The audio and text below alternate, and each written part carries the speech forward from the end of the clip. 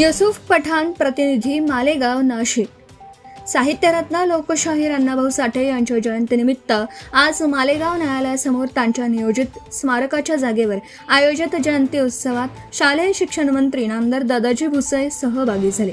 यावेळी नामदार भुसे यांनी लोकशाहीर अण्णाभाऊ साठे यांच्या प्रतिमेस पुष्पहार अर्पण करून विनम्र अभिवादन केलं। त्यांच्या साहित्यिक, सामाजिक आणि परिवर्तनवादी कार्याचं स्मरण केलं। आपल्या लेखणी, लोककला आणि शाहिरीच्या माध्यमातून अण्णाभाऊ साठे यांनी कष्टकरी, वंचित आणि उपेक्षित समाजाच्या वेदनांना प्रभावीपणे वाचा फोडली। सामाजिक समता, न्याय आणि मानवी स्वाभिमानाचा संदेश त्यांनी जनमानसात रुजवला। त्यांचा विचार आणि संघर्षमय जीवन आजही समाजाला अन्यायाविरोधात लढण्याची प्रेरणा देत आहेत।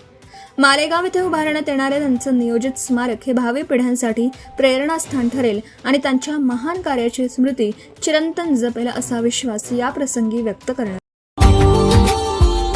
Subscribe now and press the bell icon. Never miss an update.